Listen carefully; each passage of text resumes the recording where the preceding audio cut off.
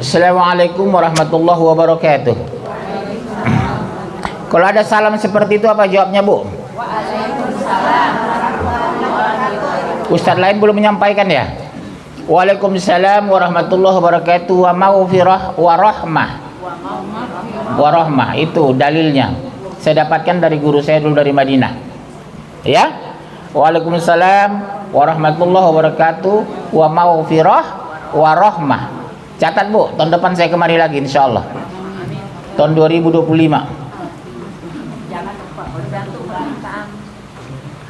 Innal hamdalillah hamdan katsiran tayyiban mubarakan fih.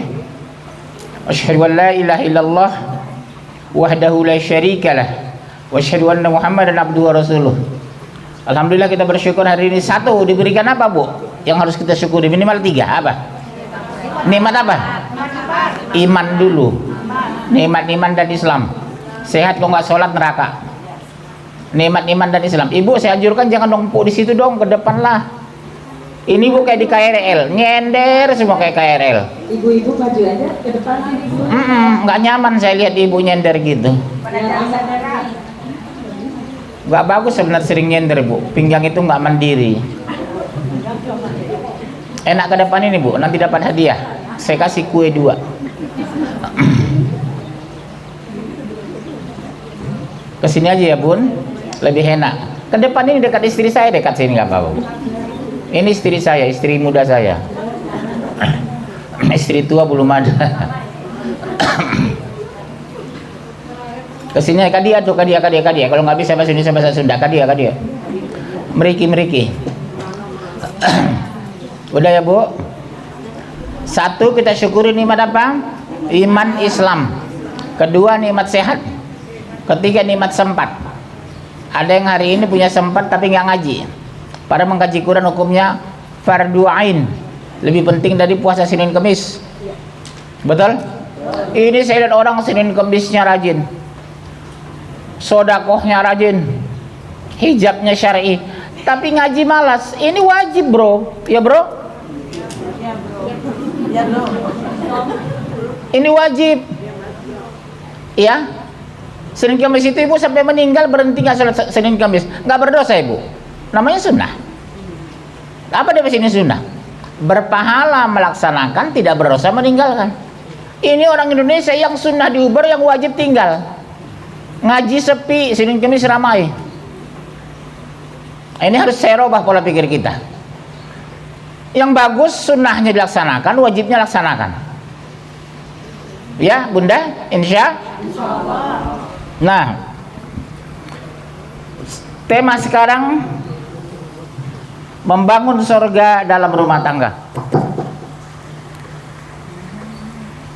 Sampai jam berapa ini? Sampai jam 12. Ada makan siangnya ini? Ya daripada saya pulang lapar kan. Karena ada pengajian sampai siang tapi nggak kasih makan. Minimal ustadznya lah. Ya saya jujur aja ngomong, Bu. Jadi saya terlalu pede. Udah, Bu, karena mau zuhur, istirahat, kita makan dulu. Rupanya nggak ada makan. Saya aja pulang nggak kasih makan. Saya bilang, kok sampai ustadznya sendiri pun nggak kasih makan, udah jam makan. Dosa besar loh, Bu. Memuliakan, benar, Bu. Memuliakan tamu itu wajib loh. Belum pernah dalam sejarah tamu ibu saya pulang lapar. Ibu tolong catat ya, Bu. Jangan sepelekan tamu itu. Bagi saya tamu itu kemuliaan bagi saya. Jam makan kasih makan. Kalau tidur di rumah siapkan selimut, siapkan odol, sikat gigi, odol, anduk. Sampai berapa hari, Pak? Hah? Maksimal 3 hari. Kalau lebih dari 3 hari. Lihat tamunya dulu. Kalau tamunya keluarga nggak bisa. Ayahku, ibuku, mertuaku, adikku, masa aku usir? Tapi kalau ibu saya usir. Iya berhak saya, Bu. Mohon maaf ibu sudah 3 hari. Jam 12 nanti ibu harus pulang.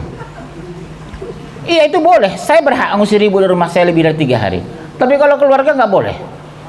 Itulah hukum Islam. Ya, Bun? Ya. Jadi boleh berhak saya ngusir orang ke rumah saya kalau lebih 3 hari. Misalnya saya udah bosan, udah jelek lama lagi. Begitu kira-kira, ya. Bu, membangun surga dalam rumah tangga. Ibu jujur sajalah. Menurut ibu-ibu sudah bahagia nggak?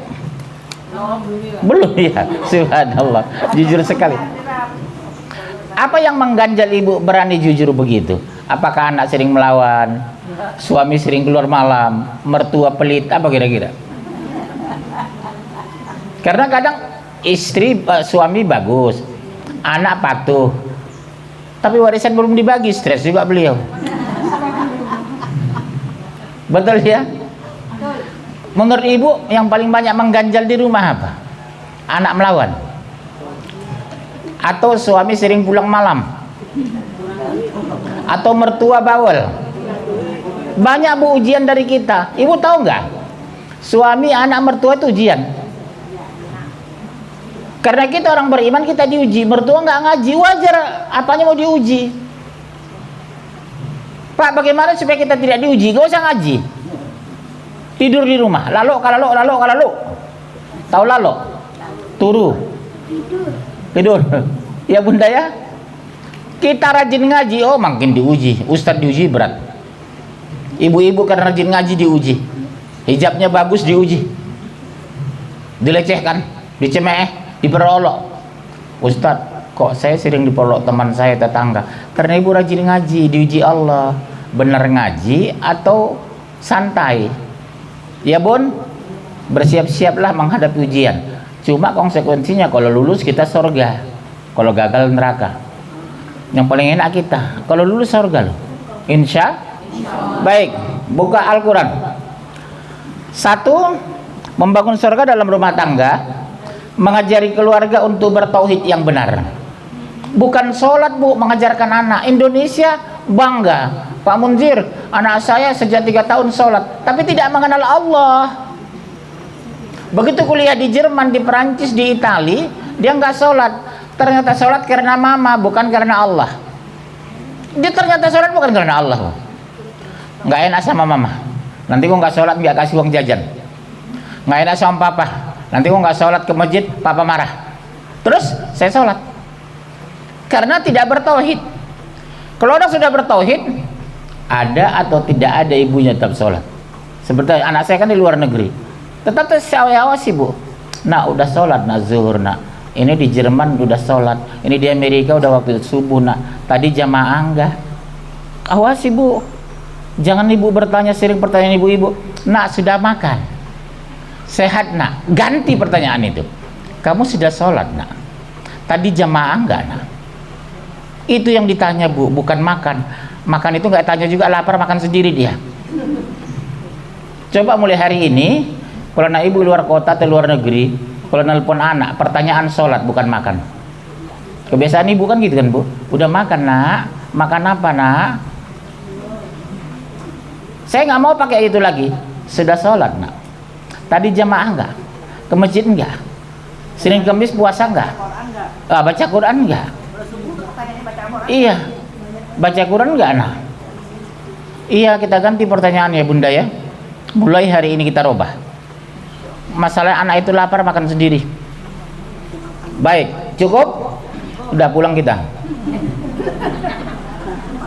1 surat 20:14, catat dulu bu. Surat 20 ayat 14. Surat 20 ayat 14. Catat dulu baru kita baca satu-satu. Ada 4 surat ini. Surat 31 ayat 13. 31 13, catat dulu bu. Surah 31 ayat 13. Kok bengong saya lihat ibu, belum sarapan ya. Surat 2 133 Al-Baqarah. Surat 2 133 Al-Baqarah. Surat 112 ayat 1 sampai 4 Qulhu itu. 112 1 sampai 4. Sekarang udah dicatat, buka surat 20 14 baca terjemah langsung. Biasa istri saya membaca itu, ayo.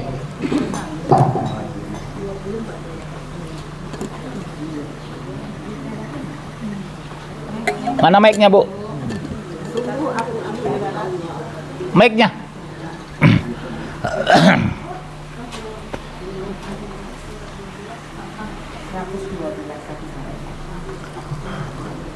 Dua 14. 20 14. Iya, surat 20 14. Yuk. Sesungguhnya aku ini adalah Allah, tidak ada Tuhan yang hak selain aku. Maka sembahlah aku dan dirikanlah sholat untuk mengingat aku. Perintah dari Allah kan? Innani ana Allah, la ilaha illa ana fa'budni wa aqimis sholata li dzikri. Allah sendiri yang perkenalkan anak dirinya, sesungguhnya aku adalah Allah. Maka mengabdilah kepada aku, dirikan sholat untuk mengingatku. Satu-satunya ibadah yang berbeda dengan agama lain cuma Islam. Hindu, Buddha, Katolik, Protestan, semua ibadahnya nyanyi-nyanyi. Kita gerakan sholat, waktunya tepat, bacaannya Al-Quran, gerakannya pasti. Hanya Islam bu ada sholat, agama lain ibadahnya nyanyi.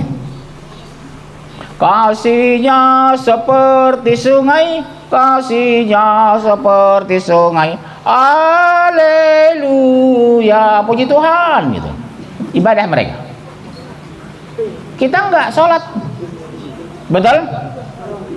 Oleh sebab itu membedakan kita sholat bu. Kalau anak-anak ibu nggak sholat, apa bedanya anak kamu nak dengan agama lain? Kalau kamu malas sholat, apa bedanya dengan anak agama lain? Tapi kan kamu Islam nak sholat 5 kali sehari malam. Kenapa sholat terus mah? Kamu kenapa makan terus? Kenapa sholat terus mah? Di pesantren sholat, di rumah sholat. Kamu kenapa makan terus? Bernapas terus.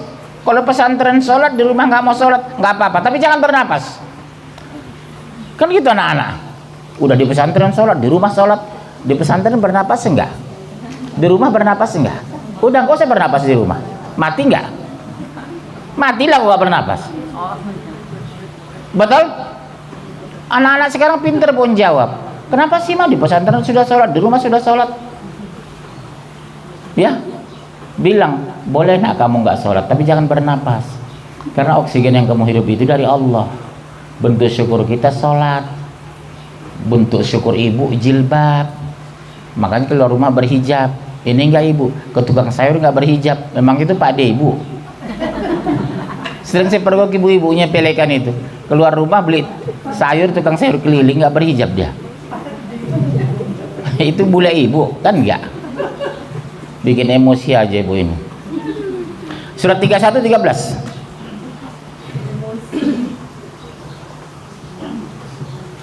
Dan ingatlah ketika Luqman berkata kepada anaknya. Luqman itu siapa bu?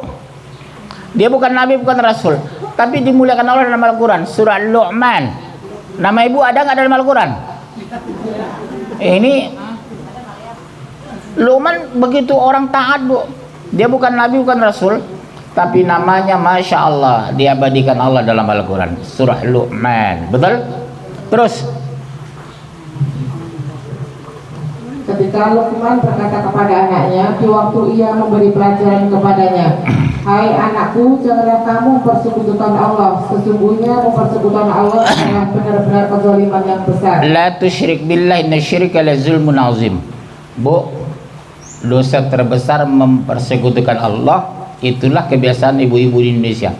Tangan gatal mau dapat rezeki. Pernah kena kurapan. Burung gagak bunyi di genteng. Jangan-jangan mbah meninggal di Bojonegoro. Itu kan syirik kan? Wah, itu burung gagak sudah bunyi. Jangan-jangan mbah meninggal. Meninggal beneran. Oh, tangan gatal mau dapat rezeki. Mata berkedip-kedip mau nangis. Para masuk ular ke mata. Ini semua apa? Syirik kan? Sampai sekarang masih dipegang orang Indonesia itu sebagian. Oh, mau dapat rezeki pak tangan gatal. Nggak boleh bu, istighfar itu. Ya, itu semua budaya-budaya yang ditinggalkan leluhur kita dulu. Karena mereka belum mengenal agama. Ustadz belum banyak, ulama belum banyak. Tahun 45. Betul? Hari ini kira-kira ibu sudah pengajian, hijab ibu sudah bagus, ustadznya sudah banyak. Tinggalkan pola pikir seperti itu. Nanti burung gagak bu jadi genteng, mau dapat musibah. Mata berkedip, mau nangis. Tangan gatal, mau dapat rezeki. Kaki patah, mau meninggal katanya. Gara-gara kecelakaan. Ini kita robah. Terus ayat ketiga, surah 2 133. 2 133. Adakah kamu hadir ketika Yakub kedatangan tanda-tanda maut, ketika ia berkata kepada anak-anaknya, apa yang kamu sembah sepeninggalanku? Mereka menjawab, kami akan menyembah Tuhanmu, Tuhan nenek moyangmu Ibrahim, Ismail dan Ishak, yaitu Tuhan yang Maha Esa, dan kami hanya tunduk patuh kepadanya. Ibu kalau meninggal jangan tanyakan, nah kalau mama meninggal kamu masih mau nggak ngurusin rumah kontrakan? Rumah kontrakan kita 3 di Bekasi anak, 2 di Pekayon. Jangan itu bu diurus. Kalau mama meninggal nak, kamu masih sholat enggak nak? Kalau mama meninggal masih Senin Kemis enggak kamu nak? Doakan mama ya nak. Kalau mama meninggal. Makanya kita butuh anak yang soleh, bukan anak yang kaya. Untuk apa nak kita kaya kalau kita meninggal? Nggak butuh harta kita. Yang kita butuhkan doa. Itu pun doanya bu anak yang soleh, bukan anak yang salah. Anak ibu siapa yang punya laki-laki di sini? Saya punya 3 laki-laki. Sering saya bilang, nak kalau yang meninggal doakan ya nak. Ayah mengharapkan sekali doa kamu. Macam saya diharapkan doa oleh ayah saya. Ibu diharapkan doa dari orang tua. Betul? Mengharap sekali loh bu orang tua kita sudah meninggal itu.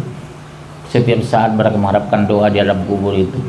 Allahumma firli wali walidayya, Allahumma firli wali walidayya, warhamhuma kama rabbayani shaghira. Doakan ya bu, habis subuh, minimal habis sholat 5 kali sehari semalam. Ini ruh orang tua kita, lihat kita loh bu ini. Dengan catatan kalau orang kita itu tidak disiksa. Ayah saya melihat saya ini kok. Bahagia dia lihat anak-anaknya ibu di sini masih mau ngaji. Bahagia dia lihat ibu masih berkerudung syar'i. Bahagia dia ibu-ibu masih mengkaji Quran. Lihat luruh ayah kita loh kita hari ini. Ibu jangan sepelekan itu. Makanya ibu sering orang tua ngomong dulu, nak jangan kamu ribut ya nak, nggak enak sama ayahmu. Dilihat ayah kita itu kalau ribut gara-gara warisan, gara-gara pohon jambu bol. Ya bunda ya. Makanya enaknya kita meninggal jangan meninggalkan warisan, yang kita tinggalkan ilmu. Ya. Siapa kadang warisan bikin ribut bu. Jarang orang akur warisan itu. Tapi kalau ilmu yang kita tinggalkan, anak kita beriman, anak kita jadi ustadz, masya Allah, mendoakan kita 24 jam. Ya bunda ya. Anak kita berebut harta nanti berebut rumah kalau dia nggak beriman. Yang paling bagus harta dan iman. Harta melimpah, imannya bagus, itu bagus. Ini udah miskin belagu, udah jelek sombong, udah pesek pamer, ya. Mohon maaf yang pesek-pesek. Terus, yang ketiga, 112 1 sampai 4. 1 sampai 4, 112 1 sampai 4. Katakanlah, dialah Allah yang Esa. Allah adalah Tuhan yang bergantung kepadanya segala sesuatu. Dia tidak beranak dan tiada pula diperanakan, dan tidak ada seorang pun yang setara dengan dia. Allah bergantung segala sesuatu. Ibu nggak boleh bergantung sama manusia. Nggak punya uang minta sama Allah, sholat malam. Anak saya minta uang kuliah, malamnya saya minta, ya Allah, hamba butuh uang ya Allah, mudahkan rezeki hamba ya Allah, hamba sekarang nganggur. 2 jam kemudian, Pak Munjir lagi di mana? Kata jamaah, di rumah Pak, ada nomor rekening. Masya Allah. Seperti corona kan 2 tahun saya nganggur bu. Betul, 2 tahun lebih corona saya nganggur di rumah. Anak saya kuliah di luar negeri. Kerjaan saya hanya ini bu, menangis. Engkau maha kaya ya Allah, mudahkan rezeki hamba. Air mata itu luar biasa bu. Mudahkan rezeki hamba ya Allah. Bunda, saya ulangi, ketika sudah kita dan anak kita mengenal dan mencintai Allah, hidup kita tenang bunda. Miskin bukan membuat kita minder, kaya tidak membuat kita sombong. Karena semiskin-miskin orang ditutup dengan kematian, sekaya-kaya orang ditutup dengan kematian. Apa yang kita sombongkan? Sekaya-kaya kita, mobil kita ambulan kok. Semiskin-miskin kita ambulan kok. Walaupun mobil kita Mercy, ambulan.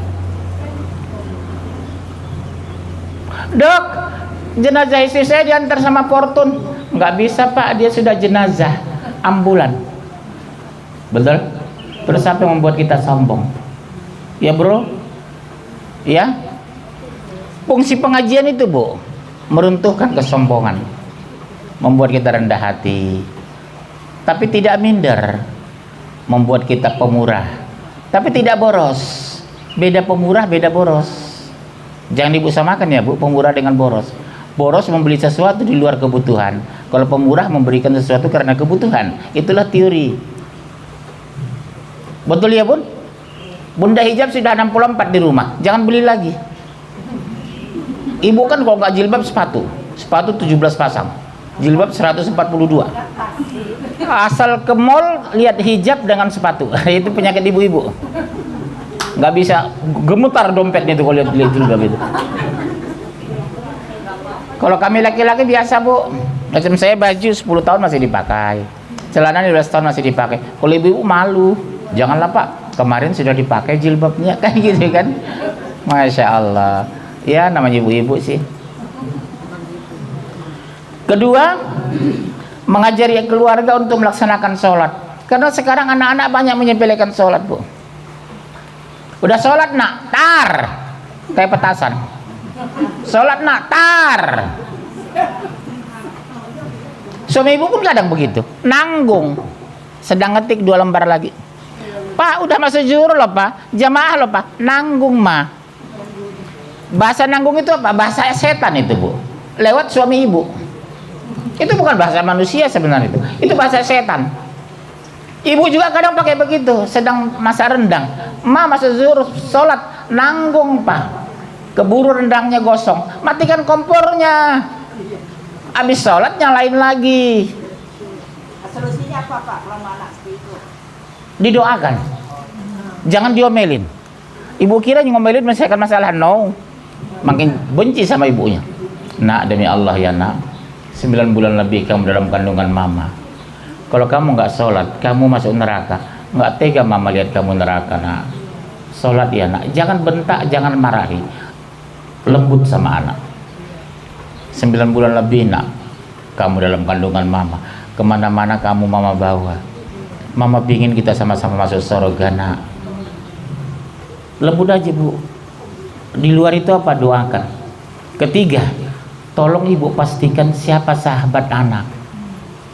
Kedua, kenalin orang tua sahabat anak. Saya bu, saya suruh kawan anak saya semua ke rumah. Tolong kawan-kawan kamu nak bawa ke rumah, makan-makan di rumah. Baru pelan-pelan saya ngomong, kamu sholat subuh tadi nggak nak? Enggak pak, saya catat si Anu nggak subuh. Memangnya ayah mama nggak sholat? Enggak pak. Oh, kamu siapa namanya nak? Subarjo. Sholat subuh? Oh sholat pak, karena ayah ibu saya nggak boleh tinggal sholat. Masya Allah. Udah satu-satu saya absen, anak saya suruh jangan di situ di tempat. Begitu pulang semua baru saya bilang, nak yang baju kuning itu tahu? Oh tahu ayah. Sebagusnya kamu jangan bersahabat dengan itu ya nak. Ayah tanya tadi dia nggak sholat ternyata. Memang iya ayah. Jangan ya nak, sekadar teman ya. Ibu bertanya, apa beda sahabat dengan teman? Teman kantor, teman kerja, teman jalan, teman bisnis, sah-sah saja. Tapi kalau sahabat, tempat diskusi, tempat curhat, tempat ngutang. Ibu kan nggak berani ngutang sama teman. Kita berani ngutang karena sahabat. Betul? Oleh sebab itu pilih sahabat yang beriman. Besok dia nolong kita. Kalau ibu tidak temukan aku besok di sorga, tolong tanyakan sama Allah ya bu. Kita biasa saling bertanya. Saya dengan jemaah saya tanya, ibu yang nyender di tembok dulu di mana ya Allah? Iya. Kita biasa saling bertanya bu. Ibu yang ngantuk waktu ngaji yang di mana ya Allah? Apa masuk surga atau enggak gitu? Betul. Nanti orang beriman saling bertanya di akhirat loh bu. Apalagi kita ini akrab ya, mungkin bertahun-tahun saya ngisi pengajian di sini, akan saya tanyakan kok. Disitulah fungsi doa sahabat bu. Ya Allah, aku jadi saksi dia orang baik waktu di dunia dulu ya Allah. Ampuni dosanya ya Allah, masukkan dia ke surga. Kita punya sahabat kalau orang beriman semua, semuanya mendoakan kita. Ya bun ya. Biasakan memilih sahabat yang beriman. Teman boleh semua orang, tapi sahabat harus pilihan. Bahasa saya enak-enak kedengarannya. Teman boleh semua orang, tapi sahabat harus pilihan. Udah selesai. Ya, lihat ibu kerudungnya syar'i, baca Quran pinter, tidak banyak ngomong, tidak menjelek-jelekan orang lain. Temui dia, Bu. Jadikan aku sahabat ibu ya. Saya lihat ibu orang alim. Bela aku besok di padang mahsyar ya Bunda. Besok sampai meninggal kita, sampai di padang mahsyar dia membela kita, Bu. Aku dulu berjanji menjadi sahabatnya ya Allah. Di mana dia sekarang? Ternyata ibu itu ke neraka. Nauzubillah. Ya Bun, bisa jadi melawan suami. Salah satu penyebab wanita terbanyak masuk neraka apa, Bu? Melawan suami. Kedua, suara lebih besar dari suami. Suami kasih uang 100.000 sehari untuk belanja. Mana cukup, Pak? Suami pulang jam 11.30. Dari mana, Pak? Ibu itu istri, bukan security. Iya, robah itu, Bu. Iya, tapi suara nggak boleh lebih besar dari suami. Pak, shh, Bu, ini benar loh, Sen. Suami itu pengganti ayah. Dosa besar nggak melawan ayah? Begitulah melawan suami. Tahu kenapa besar? Karena suami bertanggung jawab terhadap ibu dunia akhirat. Rumah dikasih, mobil dikasih, uang dikasih, tabungan dikasih, baju dikasih. Ibu bebas kan beli hijab, uang dari mana suami? Sementara suami berangkat pagi pulang malam, dia nggak pernah cerita dia diomelin atasannya. Dia tidak pernah cerita di rumah dia diomelin sama anak buahnya. Betul, Bu. Laki-laki itu nggak suka banyak cerita sama istrinya. Yang penting setiap bulan setor gaji 600 juta setahun. Iya, Bu. Syukuri itu. Ibu coba sih. Di saat suami kerja keras di kantor, ibu enak ngaji, pulang nanti makan. Sementara suami kerja keras di kantor, tapi dia tidak pernah mengeluh ketika pulang. Laki-laki itu nggak mau banyak mengeluh, Bu. Coba lihat, betul ya, Bu ya. Pertama, tidak mau mengeluh. Kedua, tidak mau menceritakan masalah kantor. Dia berusaha supaya ibu senang tenang di rumah. Hebatnya laki-laki itu di situ. Betul? Ibu merasakan kan? Nggak suka laki-laki mengeluh itu. Dia hadapi dengan tulus. Insya yang suka mengeluh itu cenderung wanita. Saya yakin ibu nggak beda. Yang kedua, mengajari keluarga untuk melaksanakan sholat. Udah. Yang ketiga, ayatnya surat 243, 4103, 245, 1778 tuh. Supaya cepat ibu. Surat 243, catat. Surat 4103, surat 245, surat 1778. Ya, mulai 243.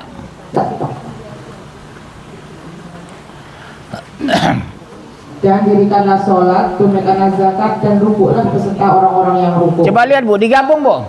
Aqimis sholah wa atuz zakah warka'u ma'ar-raki'in. Karena Allah Maha tahu, Bu, banyak sholat tapi nggak zakat. Bu, ibu sepakat nggak? Banyak orang yang punya harta belum tentu berzakat. Betul? Karena kalau sholat nggak mengurangi dompet, nggak mengambil tabungan, nggak mengurangi deposito. Tapi kalau udah zakat, sedekah, sudah bicara uang, sudah pelit. Gak usah jauh-jauh lah, Bu. Kalau ada, Bu, sumbangan anak yatim ini daerah, di kantong ibu, di dompet ibu, uang 100.000, 50.000, 20.000, 10.000, 5.000. Ibu keluarkan yang mana? 5.000 kan? Alah, bohong. Jumatan nanti, Bu, 80% uang yang masuk itu ke tromol Jumatan 2.000.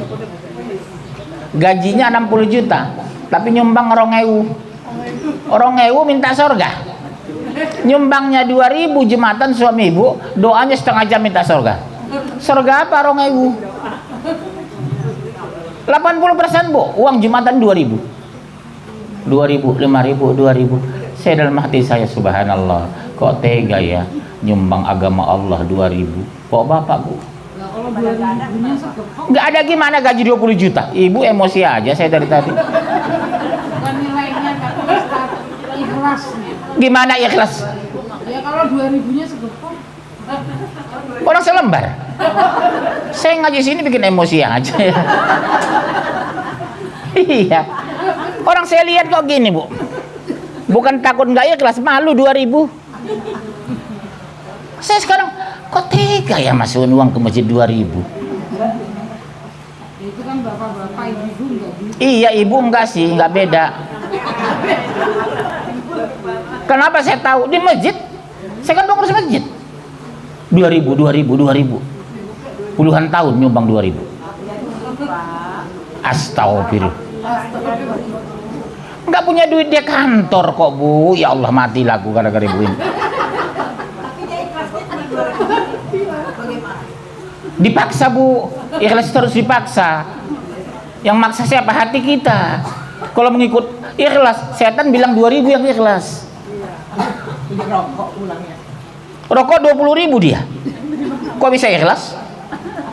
Jujur, suami ibu yang merokok siapa sini? Ya di sini bu, ibu enggak suami. Iya bu, ibu coba cek suami ibu. Pak, nyumbang ke masjid berapa ribu tadi Jumatan? Jujur bu, saya kan pengurus masjid bu. 80% uang 2.000-an sampai sekarang. Yang sholat di situ siapa? Suami ibu kan, orang di kantor kok, nggak ada orang luar. Di mana nggak ada uang? Tegur bu di rumah. Tadi Pak Munjir ngomel aja Pak di rumah. Oh iya, kenapa? Katanya bawa bapak di kantor nyumbang 2.000. Iya. Giliran jalan-jalan ke puncak habis berapa? 1,5 juta. Ya bu ya, bayar pila, makan semua. Shh. Bu coba balik logika itu. Sedekahnya yang banyak, jalan-jalan kurang, itu baru hebat. Ya, sedekahnya yang banyak, bukan jalan-jalan yang banyak. Karena di akhirat kita selama-lamanya loh. Di dunia ini sebentar kok. Macam ibu lah, umur berapa? 61. Kalau 2 tahun lagi meninggal.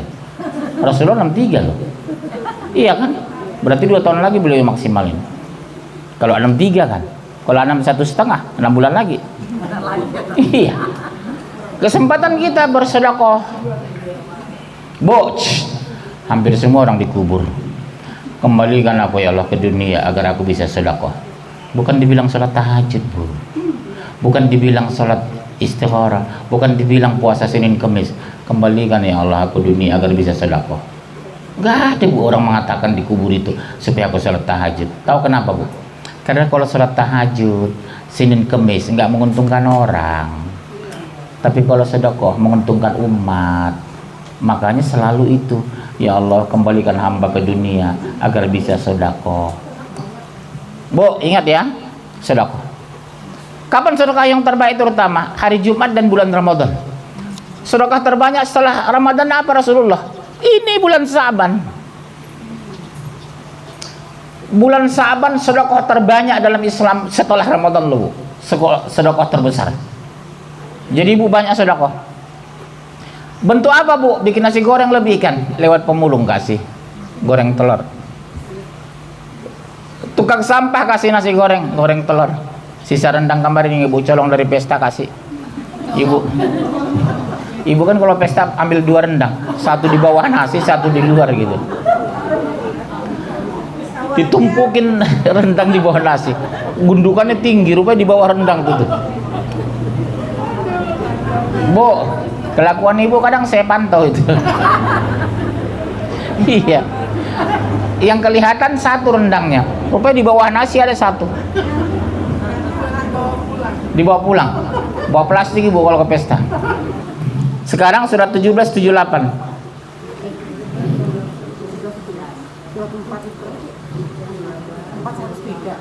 Hah?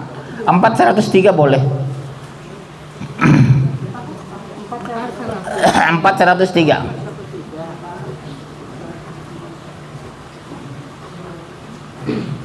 Maka apabila kamu telah menyelesaikan sholatmu, ingatlah Allah di waktu berdiri, di waktu duduk dan di waktu berbaring. Kemudian apabila kamu telah merasa aman, maka dirikanlah sholat untuk sebagaimana biasa. Sesungguhnya sholat itu adalah kewajiban yang ditentukan waktunya atas orang-orang yang beriman. Ini ayat ini ketika perang bu. Jadi kalau sudah aman, ibu sudah nggak perlu tiarap, baru sholat. Ini sholat ini bagi kondisi negara kita perang misalnya. Begitu mau tabrik, mau apa? Takbir, udah dentuman senjata. Ibu harus tiarap nggak jadi sholat. Jadi kalau sudah aman baru sholat kata Allah, walaupun sudah terlambat ya. Kemudian nggak usah dihabiskan itu. Yang ketiga, menunaikan hak dan kewajiban suami istri. Menurut ibu lah, apa kewajiban ibu terhadap suami? Bu, apa bu kewajiban ibu? Kewajiban ibu terhadap suami dan anak, melayani dan mengurus ya. Ya, dosa besar kalau ibu tidak melayani suami dan tidak mengurus anak. Jadi ibu tidak boleh ngomong, capek saya ngurus kamu. Memang kewajiban bro. Capek mana, ngurus anak atau melahirkan? Bu, capek mana, melahirkan atau mengurus? Tapi ibu melahirkan bersaing dengan dengan nyawa loh itu. Kadang orang sedang ngeden meninggal, habis melahirkan meninggal. Makanya mati syahid wanita bisa melahirkan meninggal, atau karena pendarahan hebat, nipas haid. Ya, nipas darah habis melahirkan. Itu ibu masuk surga loh, mati syahid. Siksa kubur nggak dapat ibu. Jadi kalau ada saudara ibu di sini meninggal dulu habis melahirkan, ibu jangan sedih, insya Allah dia surga. Tapi dengan catatan tauhidnya benar, tidak syirik, sholatnya benar, tidak asal jadi. Karena ada orang mengatakan, berarti enak dong pak meninggal begini-begini. Kalau nggak sholat neraka bro. Dasarnya harus ada, tauhidnya harus benar. Ya bu. Nah, terus ya dibaca surah 2 233. Menunaikan hak dan kewajiban suami istri kan? Iya, surah 2 233. Ayo. Para ibu hendaklah melakukan anak-anaknya selama 2 tahun penuh. Bu, Itu bagi orang yang ingin menyempurnakan penyusuan. 2 tahun penuh. Jadi itu kewajiban. Bukan anjuran dokter, anjuran presiden, tidak. Itu Al-Quran. Misalkan anak 2 tahun penuh, 24 bulan. Ternyata bu hasil riset, ibu yang menyusukan anak 24 bulan lebih kuat terhadap penyakit anaknya itu. Anak saya alhamdulillah semua 24 bulan. Anak orang sekarang kan ASI eksklusif 6 bulan, nggak boleh menyusukan dia. Ya bud ya, ini perintah Al-Quran, berarti dosa besar, yes. Atau kalau ibu kerja boleh disusukan orang lain, tapi harus dibayar. Seperti saya kan kerja, baru 3 bulan harus sudah kerja dia. Akhirnya kami cari ibu susuan, tapi dibayar berapa sehari? Karena otomatis dia menyusukan 2 anak, anaknya dan anak kita. Ada pertanyaan, Pak, nenek-nenek boleh nggak menyusukan anak? Emangnya masih ada susunya? Saya bilang, memang ada airnya, nenek-nenek. Ada juga yang blow on bertanya, Pak, nenek-nenek boleh nggak menyusukan anak? Emangnya masih ada susu nenek? Saya bilang, iya. Terus. Dan kewajiban ayah memberi makan dan pakaian kepada para ibu dengan cara yang ma'ruf. Dengar bu, ibu nggak wajib bekerja di rumah. Ibu kerja itu sukarela loh. Yang berkewajiban sandang pangan perumahan suami. Makanya cari suami itu bu, biar kaya raya, yang penting soleh. Ini sudah miskin belagu. Iya, ini udah miskin belagu. Ibu ketemu suami di mana dulu? Di halte. Di halte atau di masjid? Kesalahan ibu cari suami di halte. Cari suami itu di masjid, berarti aktivis. Dia ngerti agama. Jujur bu, suami ibu bertanggung jawab nggak terhadap ibu dan anak? Anak ibu bertanggung jawabnya nggak terhadap ibu? Tahu nggak siapa bertanggung jawab terhadap ibu?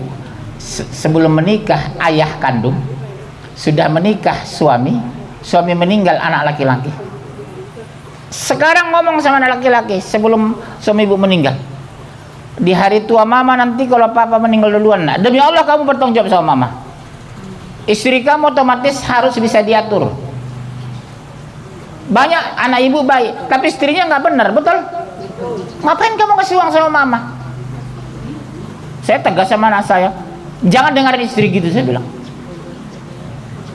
Kamu bertanggung jawab terhadap 2 wanita. Istrimu cintailah, ibumu jangan pernah tinggalkan. Cintai istrimu nak, tapi jangan pernah tinggalkan ibu. karena dulu melahirkan kamu. Itu nasihati anak ibu laki-laki. Cintailah anak istrimu, tapi jangan pernah tinggalkan mama. Istrimu sudah melahirkan anakmu, mama sudah melahirkanmu. Kami sama-sama berat, nak. Siapa sini yang janda? Angkat tangan. Janda. Punya anak laki-laki, Bu? Ngomong sama anak laki-laki. Kamu bertanggung jawab sama mama ya, nak. Kau udah bekerja. Iya. Tanggung jawab sama mama ya, nak. Mama janda. Mau nikah lagi belum ada yang mau. Misalnya begitu. Terus Seseorang tidak dibebani melainkan menurut kadar kesanggupannya. Janganlah seorang ibu menderita kesengsaraan karena anaknya dan juga seorang ayah karena anaknya. stop. Contoh, tetangga ibu kuliahnya S2 ke luar negeri, ibu jangan ikut-ikutan kalau pendapatan suami tidak memenuhi. Betul? Kan banyak gengsi kan, Bu? Anak orang kuliah di Australia karena suaminya kaya, ibu gengsi nanti kuliah di Amerika, suami ibu nggak sanggup, akhirnya maaf, maksakan diri korupsi. Anak saya luar negeri kuliah, biaya besar, Bu, kuliah luar negeri itu. Di Indonesia ITB, UI, UGM sudah bagus kok. Jangan ikut-ikutan lihat tetangga ke luar negeri, ikut ke luar negeri. Maaf, boleh jadi suami ibu penghasilannya nggak sebesar itu, betul ya? Udah maklum, nak, mohon maaf ya, nak, mama belum bisa nyokolahkan kamu ke luar negeri. Di ITB aja udah bagus kok, di UI. Mau kemana ibu ini? Kita udah mau pulang.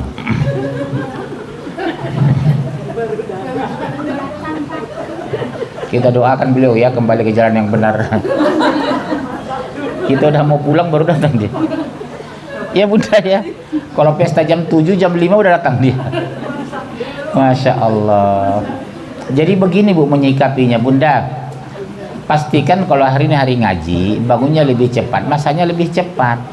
Jadi ke mengaji tepat waktu ya. Menyikapinya begitu.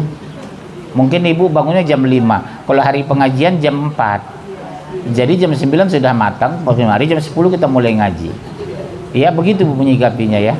Udah bulan depan ibu jangan datang lagi ya. Terus Dan ahli waris pun berkewajiban demikian. Bu, dengar Bu, ahli waris bertanggung jawab. Contoh, suami ibu udah meninggal. Tahu nggak Bu? Adik kandung, abang kandung, suami ibu laki-laki bertanggung jawab loh terhadap ibu. Tapi Indonesia nyaris tidak peduli. Betul kan? Seperti ibu tadi lah, maaf yang janda, jangan tersinggung. Belum tentu iparnya laki-laki, abang iparnya laki-laki mau bertanggung jawab. Padahal wajib Al-Quran ahli waris bertanggung jawab terhadap kakak iparnya dan ponakannya. Seperti kami kasus Bu, abang kandung saya tertua meninggal, anaknya kuliah dan satu lagi SMP. Begitu meninggal kami langsung kumpul adiknya 5 orang. Siapa yang bertanggung jawab kuliahnya? Aku. Siapa bertanggung jawab biaya makan istrinya? Aku. Siapa bertanggung jawab jajannya? Aku. Selesai, anak ponakan saya S2. Karena perintah Al-Quran, ahli waris bertanggung jawab. Aku ahli warisnya, yang meninggal itu abang kandungku, ponakanku aku bertanggung jawab. Indonesia kan jarang mau kayak gitu kan Bu. Udah meninggal hilang, nggak peduli sama kakak ipar, nggak peduli sama ponakan. Seandainya ibu pelakunya istighfar Bu, ngomong sama suami, Pak, abang papa meninggal kemarin, anaknya putus kuliah Pak di ITB, mama nyesal selama ini. Udah kuliah aja ya Pak, kita yang bayari Pak. Ternyata kita bertanggung jawab Pak, karena dia abang kandung papa. Dosa besar loh ibu sebagai istri. Ngomong nanti pulang atau pulang aja sekarang. Iya, benar Bu. Orang sekarang kan begitu meninggal masa bodoh, anaknya terlantar. Kan ponakan kandung kita itu Bu. Ipar kita terlantar. Tahu nggak kata Rasulullah? Bu, ibu di belakang masih ngobrol. Ibu, tahu nggak itu? Kakak ipar tertua itu ganti ibumu kata Rasulullah loh Bu. Apalagi kami orang Batak Bu, sangat memuliakan ipar itu. Itu ganti ibumu. Abangmu tertua itu ganti ayahmu. Muliakan dia. Jadi kalau meninggal itu sama dengan meninggal ayah kita. Berarti ipar kita harus kita bertanggung jawab. Itu ganti ibu. Berarti dosa besar. Kalau masa bodoh, yes. Iya Bu, ibu jangan nyehehe gitu. Dosa besar, Bu. Cenderung ya, wanita yang sering ngapain Pak kita biayai? Nggak bisa dong. Itu iparnya ibu. Maaf, boleh jadi suami ibu dulu kuliah ke luar negeri, abang kandungnya mengalah tidak kuliah. Asal suami ibu kuliah, betul ya Bu? Mas kuliah aja Mas, biar saya nggak usah kuliah. Subhanallah. Begitu ibu kaya bersama suami, lupa dengan dia. Apa nggak menyakitkan itu, Bu? Begitu mungkin terjadi pada suami ibu. Mungkin dia dulu mengalah tidak kuliah, asal abang kandungnya kuliah. Begitu ibu kaya lupa sama dia. Apa nggak menyakitkan itu, Bu? Ya Bunda ya, kita harus merubah sikap. Cintailah ipar, cintai adik kita, bang kita. Doanya luar biasa loh terhadap kita, Bu. Ya Bunda ya, doa itu lebih mahal dari uang, lebih tinggi dari uang. Ya Bunda, ibu jangan sepelekan doa ipar, doa mertua, doa orang tua. Boleh jadi kita bisa seperti ini karena doa mereka. Insya. Sekarang ya udah menunaikan hak itu. Surat berapa? Ya, sekarang surat 4 ayat 34.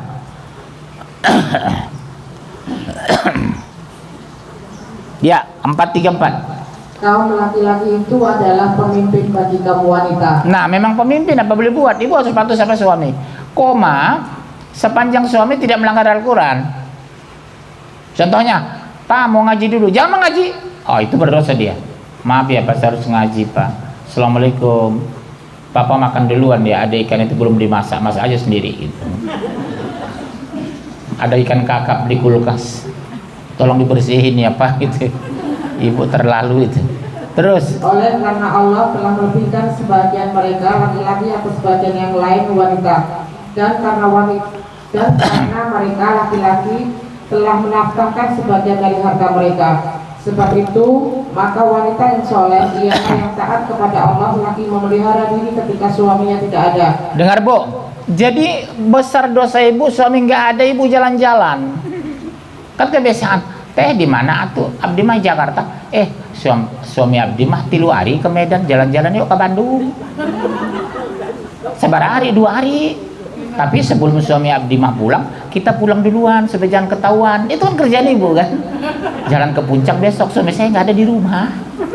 Justru dosa besar atuh teh. Cicing waya tuh di rumah, ulah kadieu kaditu kaditu. Ya, Bu saya ulangi. Haram hukumnya meninggalkan rumah ketika suami tidak di rumah. Misalnya suami ibu pejabat dinas ke Medan 3 hari, kesempatan ibu jalan-jalan ke Bandung. Atau telepon suami, Mas, boleh nggak kami jalan ke Bandung semalam? Minta izin. Yang banyak ibu diam-diam kan gitu kan. Ya terus. Oleh karena Allah telah memelihara mereka, wanita-wanita yang kamu khawatirkan musuhnya, maka nasihatilah mereka dan pisahkanlah mereka di tempat tidur mereka dan pukullah mereka. Kemudian jika mereka menaatimu, maka janganlah kamu mencari-cari jalan untuk menyusahkannya. Jadi kami boleh pukul istri, boleh. Lihat pukul mereka. Tapi mukul itu maksimal ini ke atas, ditabok gitu, tidak menyakiti. Itu Al-Quran. Pukul mereka kata Allah. Kalau mereka melawan. Tapi jangan dibanting. Sekadar dipukul itu kasih sanksi. Ya, tidak sampai cacat, bengkok lah. Iya. Betul, karena ibu wajib patuh sama suami. Suami itu pengganti ayah soalnya, Bu. Terus poin berikutnya, memberi makan keluarga dari yang halal. 2168 surat 588 2168. Memberi makan keluarga dari yang halal, sumbernya halal, makanannya halal, dimasaknya halal, cara penyajiannya halal. Hai sekalian manusia, makanlah yang halal lagi baik dari apa yang terdapat di bumi, dan janganlah kamu mengikuti langkah-langkah setan, karena sesungguhnya setan itu adalah musuh yang nyata bagimu. Ada kan halal Bu makanannya, tak merusak lambung. Kadang halal uangnya dari suami ibu, tapi makanannya bercampur yang haram. Contoh Bu, contoh Bu, saya umumnya kami orang Medan ya, sensitif terhadap makanan halal itu. Contoh, saya kalau masuk restoran Cina, walaupun itu sop sapi, tetap saya hindari. Betul, saya makan sop sapi, tapi ember yang tempat sop sapi, tadi sore dia makan sop babi di situ. Mangkok yang tempat sop sapi yang disajikan sama kita, bekas mangkok babi tadi malam dia pakai. Saya lihat di sini, asal ada restoran nanti rame masuk. Oh saya tanya itu Bu, itu yang punya restoran siapa? Orang Cina, Muslim enggak, jangan saya bilang. Terus kan ada halal ya Pak, halal nggak halal ada. Tapi bekas babi tadi malam. Memangnya halal itu siapa? Cuma dia kan di Karang-Karang. Di Karang-Karang mereka itu. Memangnya MUI tiap hari keliling ke rumah Cina. Oh, Bu ya, memangnya keliling MUI ke rumah Cina. Siapa yang nggak bisa nulis halal itu? Makanya kalau saya tanya orangnya siapa, agamanya apa, baru saya masuk restoran. Orang Padang Pak, ya udah saya masuk. Ini enggak, asal tulis halal masuk. Embernya bekas babi kemarin. Mangkok tempat penyajiannya bekas babi dia, sop babi tadi malam. Karena dia Cina. Cina itu paling hobi makan babi Bu. Cina dengan orang Bali, makanan mereka babi, paling hobi. Karena murah. Babi itu murah Bu. Ibu pernah makan babi? Oh, iya, ada Bu nampatan Kristen di sini. Saya tanya kawan saya yang Kristen, memang paling enak daging babi itu. Murah enak. Tapi Ibu jangan coba-coba beli ya. Terus. 588. Iya, 588. Dan makanlah makanan yang halal lebih baik dari apa yang Allah telah rezekikan kepadamu, dan bertakwalah kepada Allah yang kamu beriman kepadanya. Jadi suruh makan ini bukan sekadar halal, tapi baik. Ada yang halal nggak baik dikonsumsi. Contoh, macam saya lah kan diabetes, nggak baik saya makan nasi banyak. Halal nggak nasi itu? Bagus nggak? Bagi saya nggak boleh banyak aku makan nasi. Saya diabetes. Makanya Islam itu sempurna, halalan thayyiban, halal dan baik. Ada halal belum tentu baik. Saya nggak boleh makan nasi banyak. Beginilah makan buah apa, kue, sayuran, pergedel, daging, nasi saya kurang. Terus makan buah lah, buah dengan sayur. Halal nasi halal, tapi kadang kondisional. Oke, poin kemudian menjadi contoh dan teladan bagi keluarga. Jadi seorang membangun keluarga yang sakinah itu, ibu dan ayah dan suami, ayah dan istri harus jadi contoh Bu. Nggak bisa ibu bicara ngirit, jilbab ibu 3 juta, Syahrini, hijab. Jadi harus contoh. Ibu bilang hidup sederhana, seperti ibu 3,5 juta. Anak memantau. Hidup sederhana kata suami, jamnya 20 juta. Dia bilang, Papa bilang hidup sederhana ya, tapi kemarin kita pergoki Papa makan, sekali makan 7 juta di Kuningan. Ibu Kuningan tuh makan bisa 10 juta loh Bu, 12 juta sekali makan. Bukan makanan yang enak, gengsinya. Pernah makan di Kuningan? Kasihan ya. Iya Bu, gengsinya di sana. Kemarin makan di Kuningan 14 juta satu meja. Iya. Saya pernah traktir Bu kayak gitu makan sama orang kan. Dalam hati saya, mendingan diuangkan ya saya pikir. Sayang kan Bu, kita makan warung Padang cuma berapa? Paling 150.000 udah kenyang. Ini 14 juta. Kalau bagi saya itu mubazir sudah. Ya, ingatkan suami ibu, janganlah Pak, mendingan kasih sama Pak Muncir gitu. Kemudian udah 5221 menjadi contoh teladan bagi keluarga. 5221 ya. Dan orang-orang yang beriman dan anak cucu mereka mengikuti mereka dalam keimanan, kami hubungkan anak cucu mereka dengan mereka, dan kami tiada mengurangi sedikit pun dari pahala amal mereka. Tiap-tiap manusia terikat dengan apa yang dikerjakannya. Tahu nggak Ibu, kalau iman Ibu tidak selevel dengan anak, nggak bisa ketemu di akhirat loh Bu. Nggak harap bisa. Ibu nggak selevel dengan suami, nggak bisa ketemu suami loh.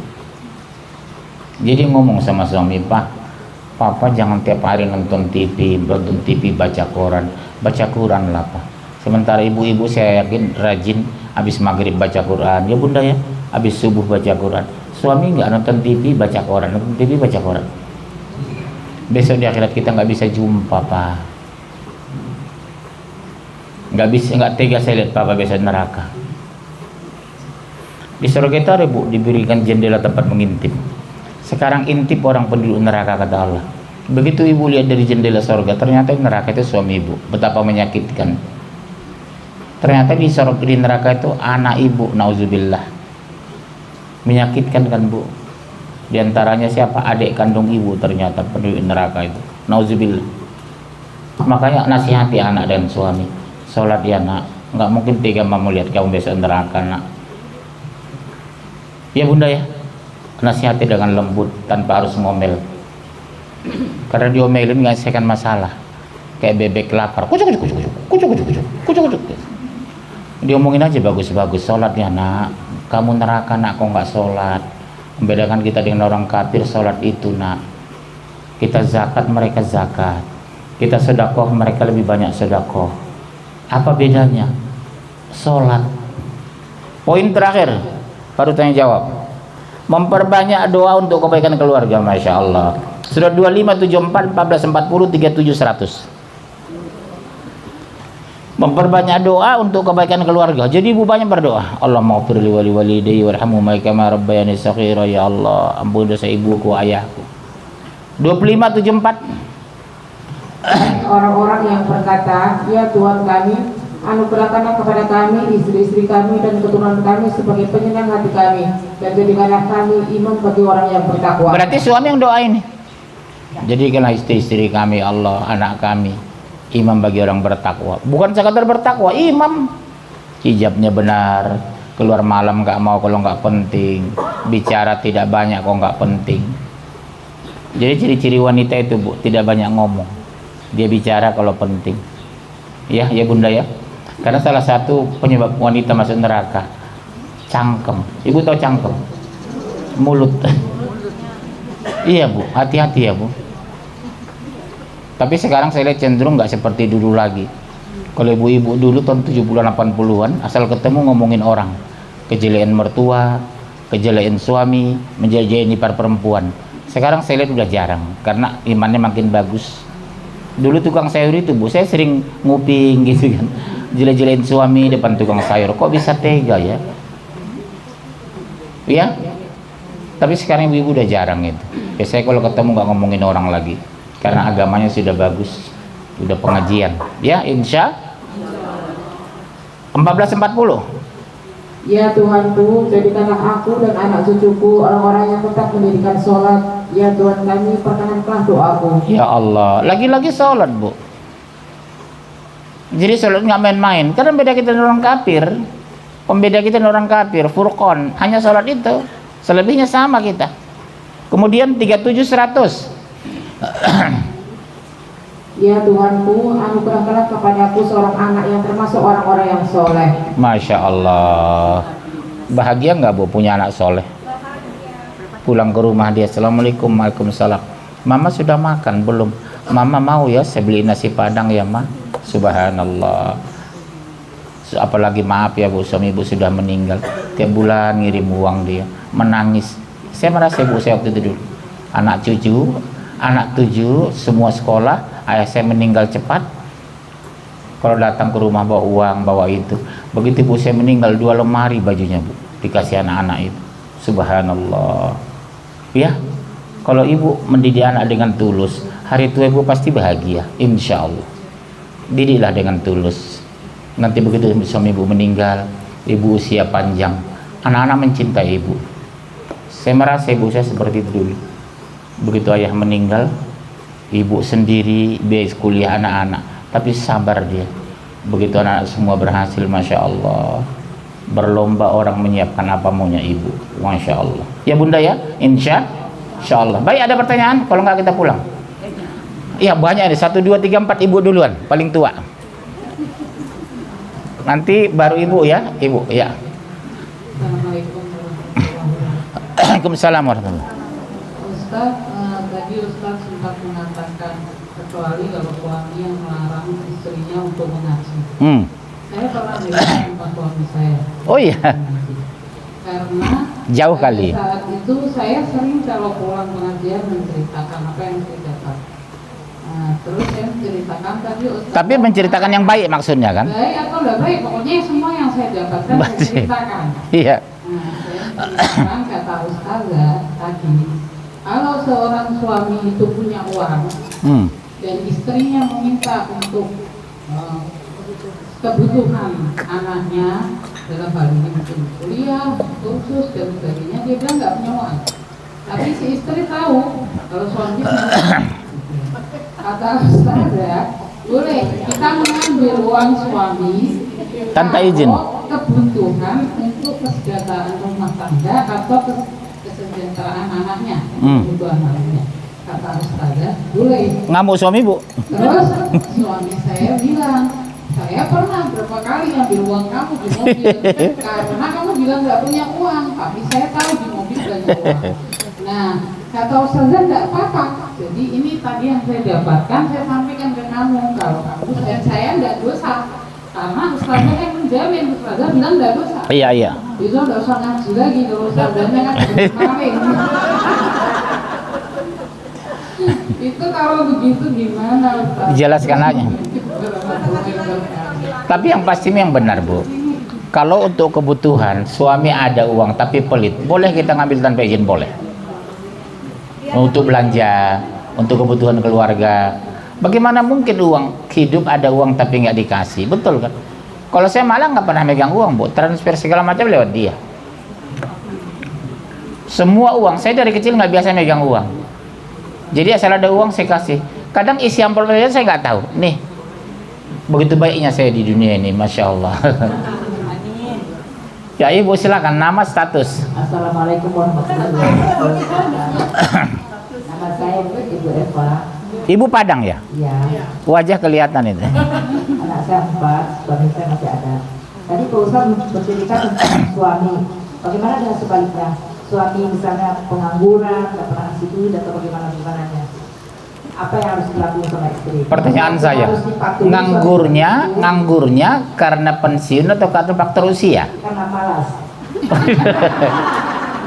Kenapa ibu mau nikah dengan dia?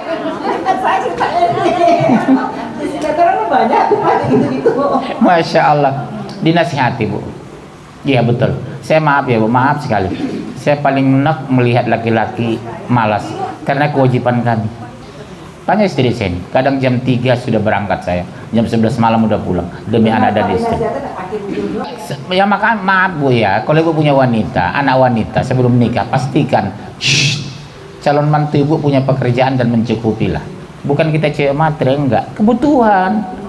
Ya bunda ya, jangan dibilang oh cewek matre. Saya bilang hak mereka wanita nuntut uang dari kita karena kewajiban kami sebagai suami. Kalau istri bekerja, suami tidur, itu bukan suami.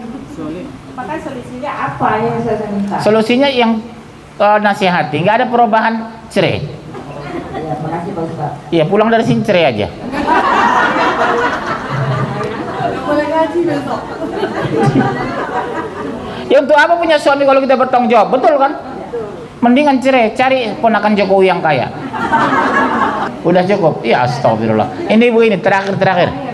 Saya udah lapar ini, ayo.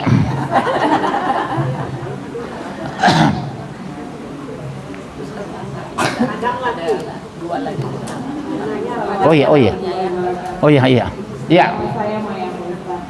Ustaz, saya mau bertanya, kira-kira apa yang menghalangi doa kita untuk anak kita? Dosa kita dan dosa anak. Jadi salah satu penghalang doa tidak dikabulkan, dosa besar. Itulah penghalang doa. Makanya ibu hindari dosa besar, anak dosa besar. Taruh ibu nggak punya dosa besar, anak yang ibu doakan punya dosa besar. Jadi salah satu penghalang doa tidak diterima Allah, dosa besar, bermaksiat. Jadi kalau anak kita misalnya berdosa jadi Pak Ustaz, kan kita berdoa nih, kita doa terus, berarti nggak bakal. Doa ibu jangan dulu yang lain, mintakan ampun anak ibu, ampuni dosa anakku. Iya. Saya boleh cerita begitu nggak Pak Ustaz? Hah? Saya itu punya teman Pak Ustaz. Saya juga punya. Iya. Ketua pengajian Pak Ustaz. Jadi kalau saya pikir insya Allah dia orang yang soleh ya Pak Ustaz dibanding saya apalagi. Cuma kalau saya lihat anaknya Pak Ustaz ya Allah hampir tiap hari nangis itu gara-gara anak Pak Ustaz. Dia pernah sampai nyembah anaknya biar nggak diajak berantem lagi, biar dia tuh nggak dianggap ibu lah Pak Ustaz. Itulah justru cobaan, Bu. Ibu kira kami Ustaz nggak banyak cobaan? Bisa lewat istri, lewat anak, lewat mertua, lewat besan. Itu ujian sama kami, Ustaz itu. Jadi ibu jangan melecehkan, alah percuma aja ya ustazah anak seperti itu. Justru dia ustazah anaknya seperti itu. Kenapa Bu? Ujian bagi dia. Sabar nggak dia sebagai ustazah? Jadi solusi kita tuh apa? Harus sabar. Sabar. Doakan terus. Nggak ada Bu lagi, hanya sabar. Ujian Rasulullah apa? Pamannya kafir. Abu Thalib kafir nggak itu? Mau bilang apa ibu? Dibesarkan paman kandungnya, kafir itu. Dia nabi, mulia, ahli surga. Betul ya Bu? Kalau suami berpengaruh masih Pak Ustaz doanya ke anak. Oh sangat pengaruh lah Bu. Doa orang tua. Doa ibu bapak itu sangat berpengaruh terhadap anak Bu. Makanya jangan salah ngomong. Kurang ajar kamu ya, bandal kamu. Diaminkan malaikat bandal. Orang tua kami paling marah kalau ngomong anak bandal. Gak boleh, itu jadi doa kata ibu. Jangan biasakan ibu, kamu bandal ya, jadi doa Bu. Dia harusnya astagfirullah aja, astagfirullah, kamu jangan bandel gitu. Ya jangan diucapin bandal. Contohnya, kamu bandal ya, amin kata malaikat, bandal anak ibu. Jangan ucapkan bahasa-bahasa yang tidak nyaman. Kalau lagi marah ada aja ucapan itu spontan dikontak. Mendingan itu astagfirullah, jangan ya nak. Misalnya dia nggak sholat, kamu udah sholat nak? Belum. Astagfirullah, jam 3 loh nak sholatnya nak, 5 menit lagi masih ada sholat ya nak. Jangan kamu, kenapa sih kurang ajar kamu? Kurang ajar bener. Jaga ucapan Bu, itu jadi doa. Banyak istighfar, jangan banyak makan gorengan. Jelas. Saya mau tanya Pak, ini saya sendiri punya adik laki-laki. Satu-satu adik laki saya, tapi boleh dikatakan hidupnya jauh di bawah dari kemiskinan. Tapi hidup. Apa kita supaya kayaknya wajib menakan dia tiap bulan atau bagaimana? Kalau kita nggak menakan gimana? Saudaranya laki-laki masih ada? Masih ada, tapi nilainya dulu. Kalau kasih tahu, nggak mau dengar, disuruh sholat, ogah.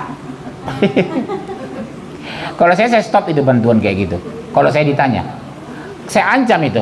Kamu kok nggak sholat, jangan harap saya abang bantu lagi gitu. Diancam Bu. Ya, nah sama ada yang lain pada ini orang kaya tapi nggak mau masuk. Bukan soal kayanya, dia nggak sholat bilang. Ibu ada golong nggak di rumah? Bikin emosi aja ibu dari tadi ini. Padahal solusi ini kan kita nggak emosi. Kita nggak mau ada kita yang kanannya bilang orang kaya tapi nggak mau bantu adiknya itu gelandangan gitu. Tapi kalau disuruh ngaji, sholat ogah banget gitu. Bilang aja, saya bukan nggak mau membantu. Dia nggak sholat nggak apa, saya nggak mau bilang. Ngomong sama adik baik-baik. Masih hidup dia kan? Masih tapi ngelawan terus. Kita tuh perlu emosi jadi kita. Ya udah cukup ya. Bu, terima kasih. Kita sambung tahun 2028 insya Allah. Ya. Nanti temanya dari ibu. Ya, apapun nanti insya Allah. Ya. Terima kasih banyak. Doa kafaratul majelis. Subhanakallahumma bihamdika asyhadu an la ilaha illa anta astaghfiruka wa atubu ilaik. Sampai jumpa. Wallahu a'lam kapan. Assalamualaikum warahmatullahi wabarakatuh.